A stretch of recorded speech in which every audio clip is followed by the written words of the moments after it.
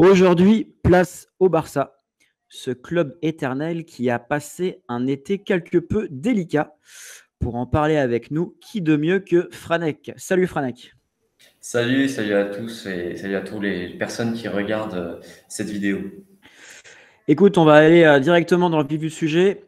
Messi a donc annoncé qu'il restait. Est-ce que c'est une bonne nouvelle? Alors évidemment qu'en tant que supporter barcelonais, on est tous assez heureux que Lionel Messi reste pour au moins une dernière saison, à voir déjà s'il va partir l'an prochain en finale. On sait qu'il y a les élections en mars, donc à voir ce qu'il décide par rapport à qui est élu. Je pense que ça va faire une grande partie de sa décision déjà qui va être élu. Donc c'est une bonne chose en même temps, la manière dont il reste. C'est quand même assez triste de voir qu'il a été retenu à ce point-là, de savoir qu'il devait partir et qu'à l'heure où on parle, il aurait plus dû porter le maillot du FC Barcelone et qu'il aurait dû partir. D'après son interview où il dit que le président lui avait promis qu'il partirait. Et finalement, il l'a retenu. Bartomeu lui a dit que s'il voulait partir, il va falloir que ça se finisse en justice. Et évidemment, Lionel Messi n'allait pas attaquer le Barça en justice. Et voilà, il ne peut pas. C'est contre ses idées et contre tout ce qu'il veut. Donc voilà, on est heureux et assez triste pour lui à la fois. Et aussi pour l'image du club. Ça donne quand même une image d'un club qui n'a pas respecté sa légende. Ouais, non, carrément, c'est vrai que ça a été quelques turbulences dont on n'a pas trop l'habitude dans des clubs aussi huppés, aussi établis, aussi en place depuis des années. La question que je me pose par rapport à ça aussi, bon, du coup, Bartomeu reste entre guillemets, mais est-ce que tu penses que c'est pas reculer pour ne pas mieux sauter du coup, dans le sens où même si Xavi lors des prochaines élections devient l'entraîneur, est-ce que tu penses qu'un mec justement aussi intelligent que Xavi voudra un joueur aussi powerful que Messi dans son groupe? Et inversement d'ailleurs. Bah après, Xavi, on sait qu'il a une grosse amitié avec Messi et évidemment que n'importe quel entraîneur du monde, surtout en arrivant à FC Barcelone, voudrait commencer son projet avec Messi. Moi, ce que j'ai toujours pensé, c'est que on était en fin de cycle, ça fait 2-3 ans, on sait tous au FC Barcelone que ça a été très mal géré avec voilà, notre très cher président dont je parle assez souvent pour Ouais. ceux qui me connaissent, et que l'après Messi aurait dû commencer à être géré il y a 2-3 ans. Et à l'heure où on parle, on devrait être au moment où on a un nouveau cycle qui est en train de commencer. On parlera des jeunes juste après, je pense. Et que pour moi, Messi aurait dû aider ce nouveau cycle. En fait, il aurait dû aider à faire cette transition parce que quand on a un joueur aussi génial que Messi, on sait très bien que ça aide quand même pour faire une transition et pour quand même s'assurer un minimum de résultats, même en période de transition. Sauf que ça n'a pas été fait. Le problème, c'est que les élections sont en mars et que apparemment tout va se jouer au mercato d'hiver, vu qu'on sait que Messi sera en fin de contrat à partir de l'été prochain. On se doute bien que les Manchester City, les PSG, les Inter Milan et sûrement plein d'autres clubs vont essayer de le signer dès cet hiver. Donc, à voir déjà si Bartomeu démissionne avant, parce qu'on sait aussi que quand même dans la même journée, le type il a été accusé de corruption par la police catalane et il a été détruit par son capitaine. Messi, en interview avec Goal.com, il a complètement détruit. Il a dit que c'était un désastre. Il a dit, je vous invite à aller lire l'interview. Je pense que tout le monde a vu au moins quelques phrases de Léo Messi cette interview, tellement ça a pris une ampleur de fou. Et il Yes. n'a pas démissionné. Donc, il est très très fort, Bartomeu. Voilà, je m'incline devant ce monsieur qui résiste depuis des années, qui aurait dû démissionner 10 000 fois et qui ne l'a jamais fait. Ouais. Donc à voir. Et en plus, on n'est pas à l'abri qu'en mars, lui ne peut pas se présenter, mais on n'est pas à l'abri que l'un de ses pions soit réélu, parce qu'ils ont une force dans les médias dont on n'imagine même pas, en fait. C'est clair, et c'est là où on se rend compte que la politique est un vrai métier. Ouais. pour, pour réussir à subsister comme ça, alors que c'est totalement catastrophique. Et on soulignera notamment que Messi l'a détruit tout en étant en claquette. Et ça, et Ouais. ça, et ça, c'est la classe. Et en maillot de bain. Et en maillot de bain, ça c'est quand même, c'est peut-être là où c'est le plus dur pour Bartomeu. Justement, pour cette transition qui semble un petit peu forcée, l'arrivée de Koeman, on sait que c'est quand même un sacré symbole au sein du Barça. Pour toi, qu'est-ce que ça change? Alors, on va avoir l'impression que ça va changer pas mal de choses parce que c'est vrai que ce soit sous Valverde ou sous Sétienne, le principal problème, c'était évidemment le jeu, hein, le niveau de jeu, que ce soit d'abord avec Valverde, le niveau de jeu de l'équipe, c'est-à-dire qu'il n'y avait plus de manière, on gagnait sans manière, et sous Sétienne, il n'y avait ni la manière ni les résultats. Et le principal problème, c'est que le vestiaire, depuis quelques années, a pris le contrôle au Ouais, Barça et que la direction n'a absolument rien fait pour empêcher que le vestiaire prenne le contrôle. On va pas se mentir. Ils ont même aidé le vestiaire à prendre le contrôle. Et donc, du coup, d'avoir un entraîneur qui a un passé tout simplement au Barça et qui, voilà, il en impose. C'est-à-dire que Koeman, c'est quand même la toute première recrue de Johan Cruyff quand il arrive au Barça. C'était son bras droit limite. C'était pas le capitaine, mais c'était le leader de l'équipe. ouais, Donc, le fait que cet homme rentre dans le vestiaire, il a une aura. Et bien donc, du sûr. coup, certains joueurs, je pense notamment au Sergio Roberto, au Jordi Alba, au Busquets et même Messi, hein, n'auront rien à dire et ne pourront pas faire une révolte contre Koeman, je pense, parce que voilà, il a cette aura. Après, le problème, c'est que est-ce qu'on va lui laisser faire ce qu'il veut? Est-ce qu'on va lui laisser faire la formation qu'il veut? Parce qu'on se rappelle que Sétienne, quand il arrive, il tente un 3-5-2 qui, au début, voilà, ça marche pas forcément très bien, c'est normal, parce que quand tu changes de formation du jour au lendemain, quand tu as eu 2 ans de Valverde et que du jour au lendemain, on te demande de travailler, c'est compliqué, Ouais. évidemment.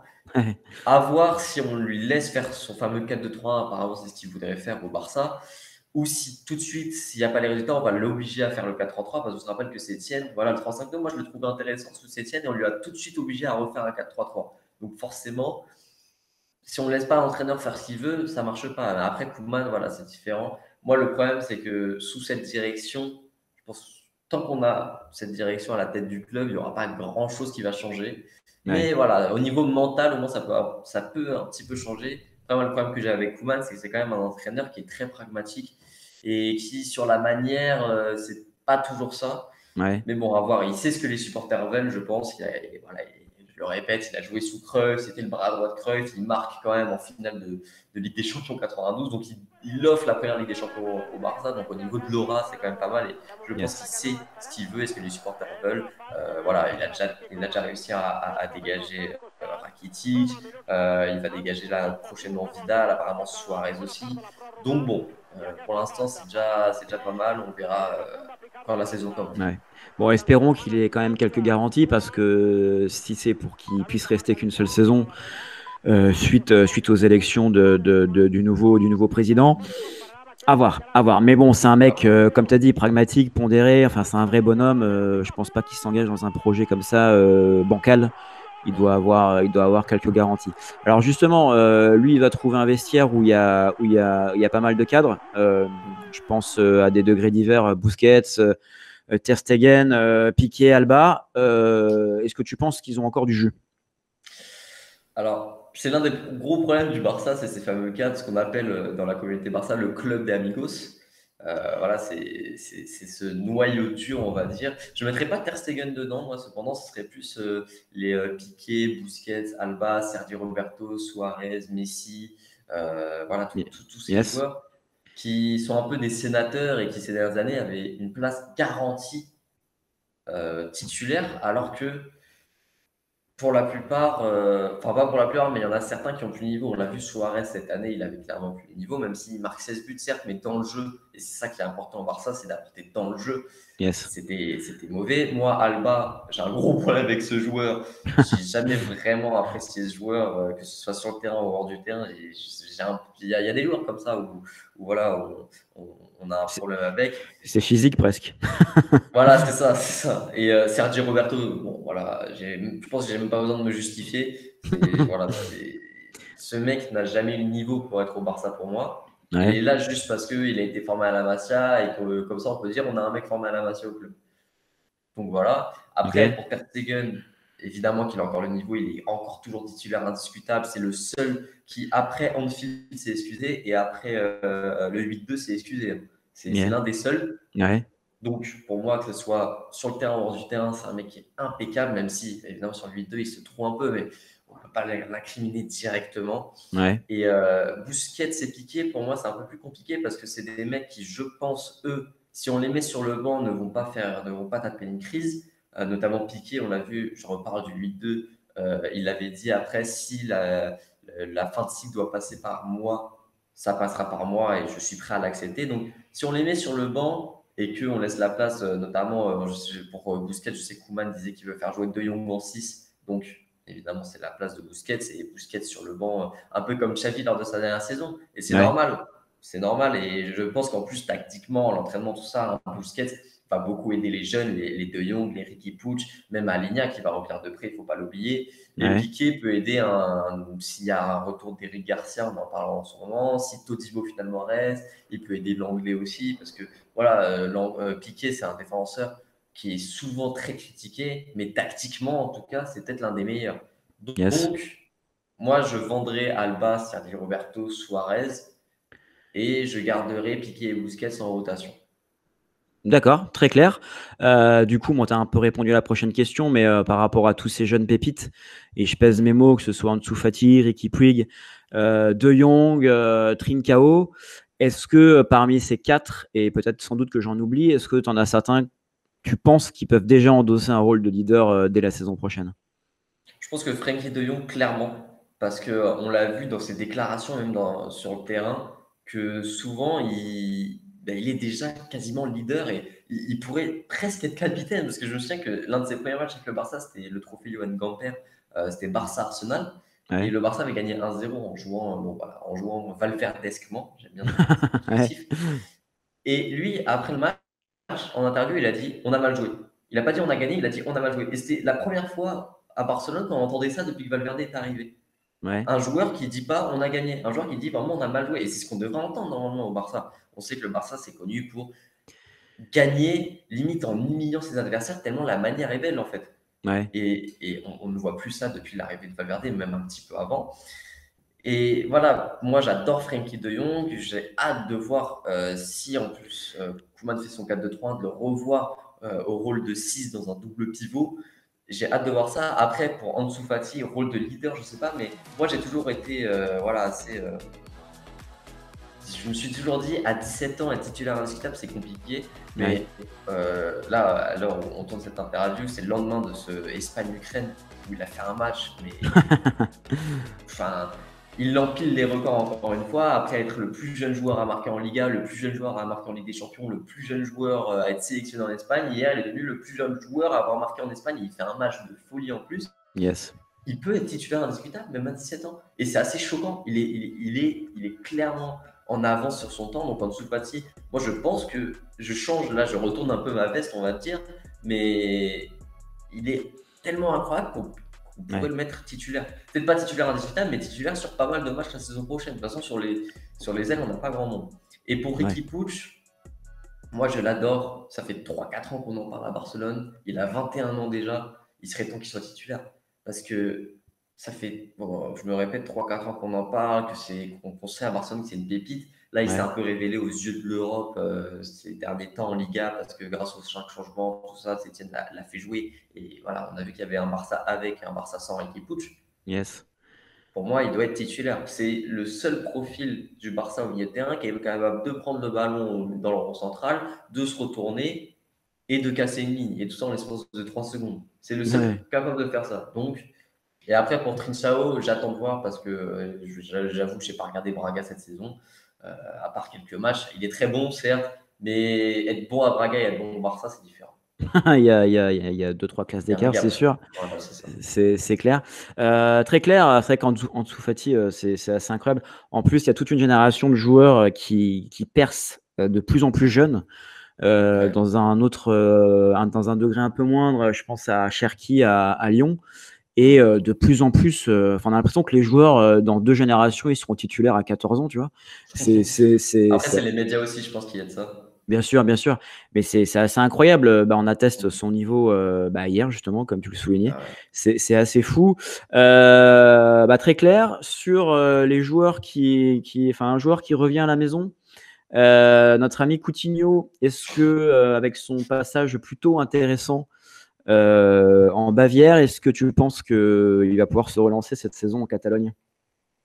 Bah, c'est compliqué parce qu'en plus, son passage a été intéressant sur les 2 premiers mois, on va dire. Et après, bah, il était même plus titulaire à Munich et c'était assez compliqué. Alors, tout le monde pensait qu'il allait repartir. Tout le monde voulait à Barcelone qu'il reparte juste après. Et puis après, il a mis son doublé et tout le monde a dit oh, il va se relancer. Nanana. Alors que, bon, on va pas se mentir que même Eugénie Le Sommer, on l'a fait rentrer, elle met un doublé hein, ce Barça. J'avoue. Ouais. Non, mais voilà. Et donc, le problème, c'est que en plus, il y a le fait que Messi reste, il y a le fait que Depay va arriver. Ça veut dire qu'on aura Messi qui est un 9,5, Griezmann qui est un 9,5, Depay qui est un 9,5 et Coutinho qui est un 10. Je vois pas comment ça peut s'accorder, sachant que Koeman a dit qu'il lui ferait confiance, sachant que Coutinho aussi, il y a quelques mois, il voulait plus entendre parler de Barcelone et il disait je veux plus revenir à Barcelone. Voilà, c'est des histoires anciennes en Ouais. mode j'en ai marre. Et que là, il y a quelques temps, il a dit ah Barcelone, j'aimerais bien m'y relancer finalement. Nanana. Pile après qu'on ait su que Koeman comptait sur lui. Donc je pense que Koeman a dû lui passer un coup de fil. Sauf que je vois pas comment on peut jouer avec 4-10 devant. Quoi. Moi, c'est quelque chose que je comprends pas. Déjà qu'avec Messi et Griezmann, on a vu qu'ils se marchaient dessus cette année parce qu'on avait 2-10. Ouais. Alors là, si on prend en plus Depay et Coutinho, après, on sait que le Barça va jouer 3 compétitions l'an prochain, donc on va avoir besoin de monde. Mais au niveau, enfin, c'est pas les profils dont on a besoin. On en a déjà un qui est le meilleur du monde. Ouais. Je vois pas ce qu'on va faire avec en plus de ça Coutinho, Griezmann et Depay. En effet, après peut-être que la situation va se décanter assez rapidement et on en reparlera juste après. Dernier point sur cette mini-revue d'effectifs. Alors c'est un point qui me tient à cœur tellement que j'ai jamais compris le potentiel de ce joueur. Dembélé, est-ce qu'on arrête l'escroquerie ou on continue? Alors, en fait, ça me fait plaisir justement qu'il y ait cette question parce que il y a quelques semaines, j'avais fait juste avant la Ligue des Champions, j'avais fait une vidéo sur Dembélé où je disais que pour moi, pour son bien à lui, il faudrait qu'il parte parce que au Barça, on sait qu'on avait des préparateurs physiques très mauvais. Voilà, on avait vu un nombre de blessures, notamment cette saison, des joueurs qui ne s'étaient jamais blessés, qui sont blessés, comme Griezmann. Est-ce qu'on a déjà vu une blessure de Griezmann? Jamais. Honnêtement, j'ai pas le souvenir. Ouais. Pas le souvenir. Et là, il arrive à Barcelone, comme par hasard, il se blesse. Frenkie de Jong, pareil.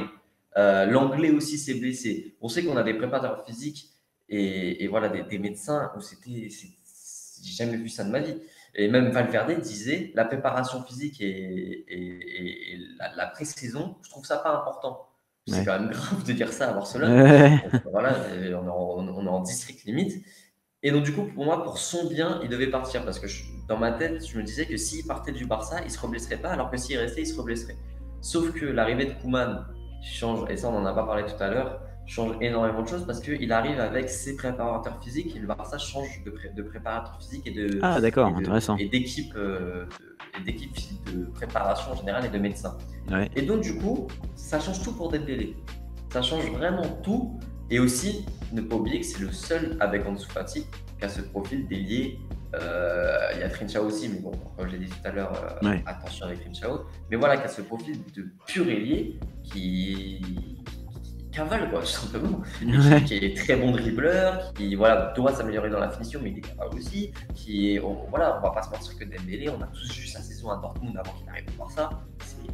Voilà, Dembélé, c'est exceptionnel. Ouais. Donc, à voir. Moi, j'espère qu'il va être très loin des blessures. On a vu ses vidéos à l'entraînement, il a l'air plutôt déterminé. Mais bon, la dernière fois qu'on a vu ça, il s'est reblessé tout de suite après. Ouais. Pour moi, là, de toute façon, on n'a pas trop le choix avec le marché actuel, avec le Covid. Ça va être très dur de vendre Dembélé à fort prix. Ouais. Donc, il y a quelques semaines, je voulais le vendre. Aujourd'hui, je veux qu'on le garde vu qu'on a changé de préparateur. Après, pour moi, même si je suis le Barça évidemment de plus loin que toi, pour moi, le premier truc qu'il doit bosser, c'est l'intelligence de jeu. Parce que physiquement, oui, il court très bien, oui, il dribble très bien, mais l'intelligence de jeu, c'est une catastrophe. Tu te dis, putain, il y a de la lumière, mais pas à tous les étages, quoi. C'est juste incroyable. Et c'est dommage. Et un joueur qui a été 2 fois transféré pour des sommes folles, c'est assez fou. Justement, en parlant d'intelligence. Pardon ? Ça vient en jouant, moi, je pense, l'intelligence de jeu. Ouais, mais c'est tout ce qu'on lui souhaite. Après, tu sais, des fois, ça fait partie de ces Ben Arfa, là, tu sais, ces éternels espoirs. Au bout d'un moment, tu as le droit de confirmer au plus haut niveau. Mais bon, en parlant d'intelligence de jeu, on ouvre une petite page Mercato. Un joueur qui, pour moi, est justement l'un des plus intelligents dans le jeu, c'est notre ami Grisou. Bon, très simplement, à ton avis, est-ce que, puisque notre ami Messi reste, est-ce qu'il doit partir ? Oui, pour moi, Griezmann, bah, après, il partira pas parce que Koeman lui fait confiance apparemment, veut le repositionner dans l'axe. Pour moi, il doit partir parce que bah, déjà, il aurait jamais dû venir. C'est une erreur de casting du Barça et de Griezmann parce que c'est le Barça qui recrute un joueur dont on n'a pas besoin et où son poste n'existe pas Ouais. dans le Barça. Et c'est une erreur de Griezmann aussi parce qu'il va dans ce club alors qu'il sait que son poste est déjà tenu par le meilleur joueur du monde. Donc, c'est ce transfert. Au début, j'étais très heureux parce que moi, Griezmann, c'est un joueur que j'adore. Ouais. Puis après, je me suis rendu compte que bah, c'était un transfert complètement bête, tout simplement. Pour moi, il doit partir parce que bah, il est plus tout jeune, il a 29 ans, il va bientôt avoir 30 ans. Faut pas l'oublier. Ouais. Donc, ça me paraît quand même très très compliqué. Il a plus non plus 15 années devant lui. S'il était venu plus jeune, il aurait eu le temps de se réadapter. Sauf que là, est-ce qu'il a le temps de se réadapter? Est-ce que le Barça a le temps qu'il se réadapte? C'est ça le Sachant que c'est problème. peut-être la dernière saison de Messi. Ouais. C'est ça le problème. Donc, pour le bien de sa carrière, il devrait partir. Mais le problème, c'est que où est-ce qu'il partirait? Parce qu'on sait que sa famille, sa femme ne veut pas quitter l'Espagne, Ouais. veut rester dans le sud en tout cas. Moi, je le verrais bien à l'Inter, ce serait pour moi sa porte de sortie parce que ça reste le sud, son poste et voilà, est assuré derrière Lukaku, Lautaro. Si Ouais. Lautaro reste, ce serait incroyable. Surtout que Griezmann, on sait que c'est le genre de joueur qui, pour moi, est très bon dans l'axe et en plus de ça, avec un point de fixation devant lui. On l'avait vu à l'Atlético, c'était un Diego Costa par exemple. En équipe de France, c'était un Giroud. Et là, le point de fixation à l'Inter, bah, il s'appelle Romelu Lukaku et c'est peut-être le meilleur au monde à son poste à l'heure actuelle en tant qu'attaquant, point de Ouais. fixation, pivot, tout ça. Yes. Bah, ça aurait de la gueule à l'Inter, surtout qu'il prendrait la place d'un Eriksen qui a jamais trouvé la sienne Ouais, justement dans cet effectif de l'Inter. Ça aurait de la gueule. Il y a eu quelques rumeurs ces dernières 24 heures, mais bon, on sait à la vitesse où ça va, notamment en Première Ligue. Bah, pour la peine, ouais. même si c'est le sud de l'Angleterre, ça reste un autre climat. Il y a eu Arsenal, Manu et je sais plus quoi, Liverpool aussi. Mais bon, après, Ouais. ça reste des rumeurs dans tous les sens. Ok, donc pour toi, il doit partir, mais l'arrivée de Koeman ferait que il va peut-être rester. Un autre point sur certains départs et arrivées. Suarez, donc il part. Alors, évidemment que moi Suarez, bon, j'avoue, j'ai beaucoup tapé sur lui, surtout cette saison, mais voilà, c'est un joueur que c'est justement parce que je l'aime que j'ai tapé sur lui, parce que c'est peut-être l'un des joueurs qui m'a le plus déçu, parce que il était tellement fort et qu'il a arrêté de travailler, et il y a beaucoup de choses qui m'ont déçu, notamment dans son comportement aussi. Il a pris beaucoup de poids, on l'a vu, on a l'impression qu'il n'était plus Ouais, vraiment impliqué et que pourtant il gardait sa place de titulaire. Donc là-dessus, il m'a pas mal déçu. Après, la manière dont il part, apparemment, on va résilier son contrat, il va aller à la Juve. mm, C'est quand yes. même dans la manière, pas. Voilà, de toute façon, on sait que le Barça ne sait pas gérer ses légendes. Au niveau des départs, on est devenu, on dirait le Real avec Casillas, tout ça. C'est assez triste, alors qu'avant, voilà, les tifos pour Xavi, le Infinity Iniesta, tout, tous ces mecs, même Puyol, il y avait eu un superbe départ et voilà, j'aurais bien aimé avoir un bon départ pour Suarez. Ouais. Là, le laisser partir dans un club concurrent quand même et le laisser partir gratuitement alors que c'est quand même un mec qui a mis 16 buts cette saison. 16 buts et 8 passes D, hein. Ouais. Gratuitement, c'est un cadeau, hein, Suarez. Et c'est là où on voit que la gestion est désastreuse. Parce que honnêtement, un mec qui met 16 buts, 8 passes D, on peut en tirer 20 millions, 25 millions facile, hein. Et encore, je suis gentil dans le marché actuel. Yes. Non, Donc non, c'est voilà. vrai, il part par la petite porte malgré lui. Ouais. Après, je crois qu'il y a aussi des problèmes de visa du côté de l'Italie. J'ai vu ça tout à l'heure. À voir, mais bon, il trouvera. C'est un joueur qui trouvera preneur sans souci. Oui, oui, oui, oui. Ok, Umtiti, ça part libre si j'ai bien compris. Umtiti, ça va partir libre, sauf que personne ne veut de lui. Donc, alors, bon, ça aussi, je suis dégoûté parce que c'est un joueur que j'adore. On sait tous qu'il a sacrifié sa carrière pour la Coupe du Monde. On le Ouais, comprend. Après, moi, ce qui m'énerve dans son comportement, c'est que, ok, tu sacrifies ta carrière pour la Coupe du Monde, mais après, derrière, tu restes 2 ans au Barça avec un salaire de sénateur et alors que tu joues jamais, parce qu'il touche quand même, je crois, 10 millions par an, Umtiti, un truc comme ça. ah oui, merde. Ça en fait des Donc, pesetas. voilà, ça en fait des pesetas. Et entre son salaire incroyable et son genou en vrac, c'est logique que personne ne veuille de lui. Donc, Umtiti, je sais pas. J'espère qu'on va baisser son salaire au moins. Ouais. Euh, mais moi, j'aimerais bien qu'il trouve un endroit où se relancer. Le problème, c'est que son genou, il est fini. Je pense que sa carrière, elle est finie, malheureusement. Euh, et pourtant, c'est un joueur que j'adore et qu'on voit sa Coupe du Monde, la Coupe du Monde qu'il fait alors qu'il est à 60%. On Ouais. se dit que vraiment, il aurait pu avoir une carrière folle s'il n'avait pas eu un genou merdique, quoi. Alors c'est clair. À l'arrivée enfin sur la partie des arrivées, pas mal de rumeurs hein, sur Depay et Wijnaldum. Un mot sur chacun des joueurs? Alors, j'avais pas mon micro. J'imagine que c'est mieux. Ah oui, Oui, ouais. c'est pas grave. Il a un peu bugué. Alors, j'avais fait justement une vidéo sur les deux. C'est des recrutements que je comprends pas du tout parce que Wijnaldum, c'est un peu le même profil en meilleur évidemment qu'un Paulinho ou qu'un Vidal. C'est un milieu box-to-box. C'est un joueur qui est très généreux sur le terrain. Mais on n'a pas besoin de ce profil-là au Barça. Pour moi, on a vu avec Paulinho et Vidal et j'ai l'impression qu'on n'a pas du tout appris la leçon. Ouais. Donc, je comprends pas à nouveau ce transfert, sachant que pour 10 millions de plus, on va avoir Thiago Alcantara, qui est le profil dont le Barça a besoin.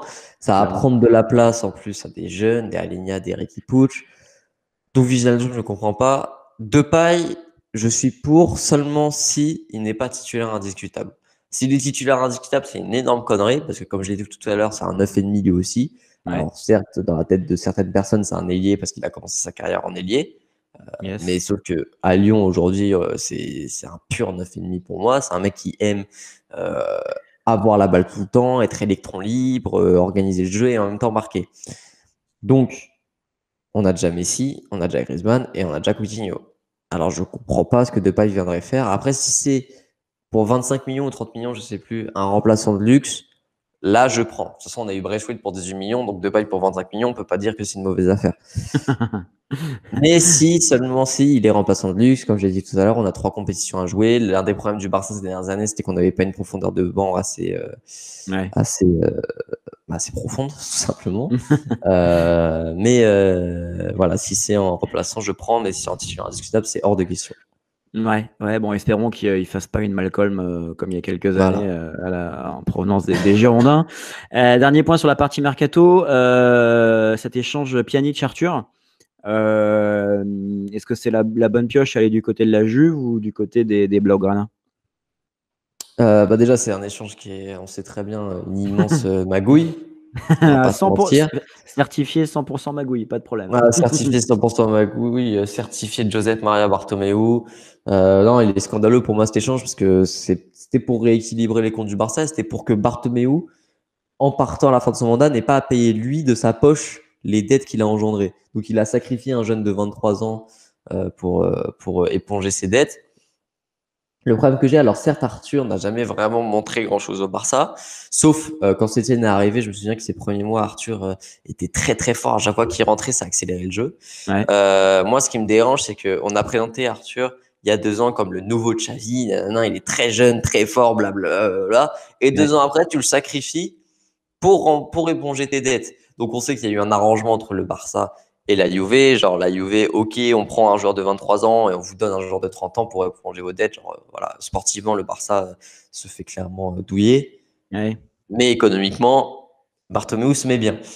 Donc, Pjanic, c'est un excellent joueur, évidemment, mais qui a fait une saison quand même. Voilà, sa saison, elle a été horrible. Et en plus de ça, c'est un numéro 6, c'est un regista. Donc, on a déjà Busquets et De Jong. Alors, à moins que Koeman fasse son double pivot, je vois pas comment faire avec Pjanic, en fait. Et encore une fois, voilà, échanger un mec de 23 ans avec un mec de 30. C'est discutable. Après, en y pensant comme ça, je t'avouerais qu'un double pivot De Jong, Pjanic, même si je sais l'importance de Busquets, ça me donne envie d'allumer ma télé. Oui, évidemment. Mais encore une fois, ça va prendre de la place à un Riqui Puig. C'est clair. Donc voilà, moi, Pjanic, c'est un joueur que j'adore, mais qui est quand même cette saison, en espérant qu'il reproduise pas la saison qu'il a fait à la Juve, parce que sinon, ça va être un flop. Oui, clairement. Mais voilà, à voir. Moi, évidemment, il a tout mon soutien. Moi, de toute façon, dès qu'il y a un joueur au Barça, je lui donne mon soutien.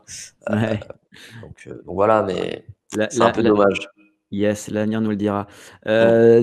Dernière tranche, la partie donc saison 2021. Au-delà des pépites qu'on connaît déjà tous, entre guillemets, est-ce que tu as d'autres pépites en tête sur lesquelles on pourra avoir un regard plus spécial dans la saison à venir?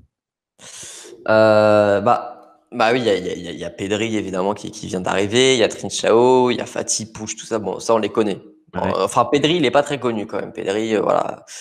Pour ceux qui regardent pas trop le Barça, suivez Pedri cette saison en espérant qu'il ait du temps de jeu D'ailleurs, parce qu'il est très fort. j'en Oui. profite pour dire qu'on va sortir une vidéo très bientôt sur Pedri, justement, et son parcours à Las Palmas, il me semble. Ouais, voilà, c'est ça. Il vient de Las Palmas, il a fait une superbe saison. Donc à suivre évidemment. Pour moi, même, c'est encore plus une pépite qu'un Trincao, par exemple. D'accord. Après, il y en a qui sont au Barça B ou à la Masia. Je pense notamment aux très très jeunes. Je crois qu'il a 15 ou 16 ans, Iliax Moriba, un milieu de terrain qui est très fort, très technique et en même temps très physique. Et il me rappelle un peu Paul Pogba, voilà, dans le profil en tout cas, dans la manière dont il joue et qui est très très fort à la Masia. À voir s'il a sa chance cette année au Barça. Ouais. Il y a aussi Conrad de la Fuente. Qui est très technique aussi, très agile. Donc voilà, il y a quelques pépites à suivre, de toute façon, comme tous les ans à la Masia. Ouais. À voir s'ils auront leur chance au Barça. On l'espère évidemment. Après, si Todibo reste, faut évidemment le suivre parce que moi, c'est un joueur que j'adore, Todibo, qui est très talentueux pour moi et qu'il faut évidemment garder. J'espère qu'on va le garder à Barcelone. Yes. Mais voilà, mes petites pépites, je dirais surtout Pedri, Moriba et Conrad de la Fuente. Canon, c'est noté. Saison 2021, j'ai besoin de. Alors, il y a beaucoup de rumeurs, donc je sais que ça va pas être facile. Mais est-ce que tu as déjà un 11 en tête? Et deux, quels objectifs pour la saison à venir? Alors le 11, est-ce que je donne celui que Koeman, je pense, va faire ou celui que moi je ferai? Que toi, tu ferais? Alors, moi, je ferai pas le 4-3-1 de Koeman et je ferai un 4-3-3 faux neuf, donc avec Ter Stegen dans les buts. À droite, j'aimerais bien Cancelo. Ouais, En défense centrale, je reconduis Piqué l'anglais, mais Piqué, je tourne avec un Eric Garcia. d'accord. Voilà, Intéressant. ou alors j'ai vu qu'il y a des rumeurs avec De Vrij, pourquoi pas aussi. Ouais, Si c'est De Vrij, je tourne pas, je mets De Vrij titulaire directement. ok. À gauche, j'aimerais beaucoup un Grimaldo. Ah, tu me fais plaisir parce que lui, je le suis au Benfica depuis Hmm, 3 ans. Et c'est très un très fort. joueur, je sais pas comment un grand club l'a pas encore acheté. Bah, il Ultra était au Barça, complet. il est formé à la Masia. Ouais, ouais, mais je veux dire, il a vraiment explosé au Benfica. Hmm, Et putain, mais vision du jeu, team spirit, il peut tirer les coups francs. ouais, Il est ultra précis, c'est incroyable. Mais ouais. super, super, bien joué pour Grimaldo. Voilà, Grimaldo. Ou alors, parce qu'apparemment, ce serait trop cher, je crois Benfica demande 60 millions, ce qui est, enfin, quand même. Mais bon, sachant que le Barça l'a vendu 1 million il y a quelques années, on peut que se blâmer nous-mêmes. Ouais, Euh, Messi, Grimaldo, c'est pas possible. J'aimerais beaucoup prendre Gaïa de Valence. Surtout que malheureusement pour Valence, en ce moment, c'est très compliqué. On sait que c'est la faillite complète. Donc, pourquoi pas en profiter pour avoir un Gaïa pas trop cher? ouais, Malheureusement pour Valence, c'est un club que j'adore et grosse force à tous mes amis qui supportent Valence, parce que j'en ai quelques-uns. yes. Ensuite, je ferai un milieu avec De Jong en 6, Ricky Puig, et pour l'autre milieu, on tourne. Donc on tourne entre Pjanic, qui même si c'est un regista de base, je pense peut jouer 8, Alenia, on peut aussi remettre Busquets en 6 et revoir De Jong en 8, même si moi je le préfère en 6 évidemment. Voilà, on tourne, mais en tout cas, je veux qu'il y ait au moins Frenkie et Ricky Puig titulaires à tous les matchs. Après, pour D'accord. l'autre milieu, je laisse notre cher néerlandais choisir.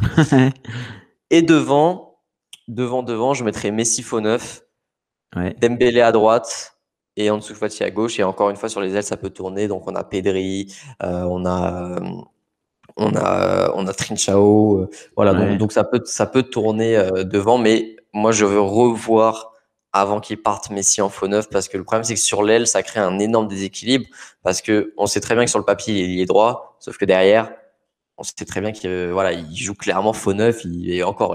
Parfois, tu as l'impression qu'il joue 8 ou 6, tellement il est bas sur le terrain.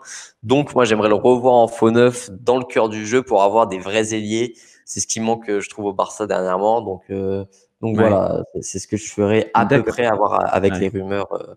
J'ai vu qu'il y avait des rumeurs de Mané, mais calmons-nous, évidemment. Ouais, savoir raison garder un petit peu, surtout avec un marché, en plein covid. Bon, ça peut bouger comme ça peut pas trop bouger.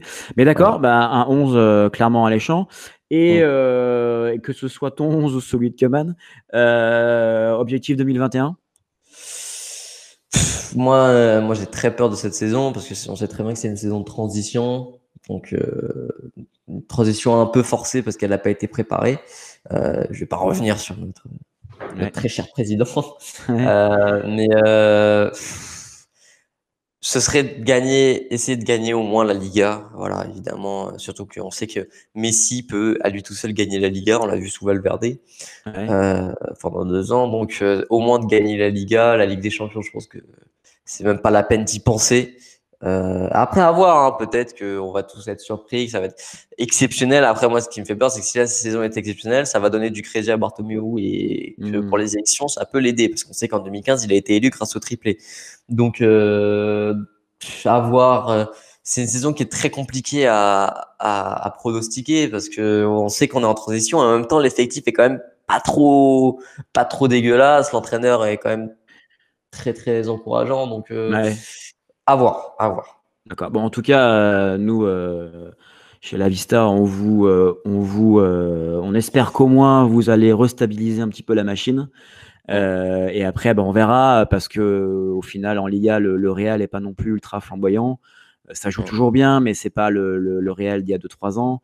Ouais. Puis en Ligue des Champions, bon, c'est sûr que c'est compliqué parce que entre le Bayern qui se renforce avec Leroy Sané, entre le PSG mine de rien qui est là, entre Liverpool, voilà, les clubs anglais qui vont se réveiller, ça peut être Chelsea dur. aussi.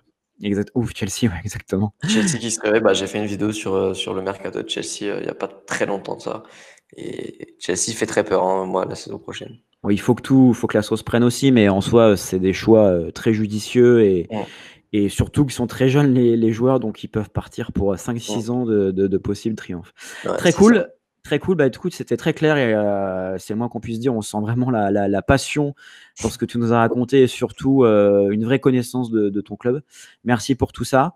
Et écoute, on mettra tous les liens en description pour rejoindre la communauté de Franek. Et je te dis à très vite. Merci encore. Yes, merci beaucoup pour l'invitation et à très vite. Merci.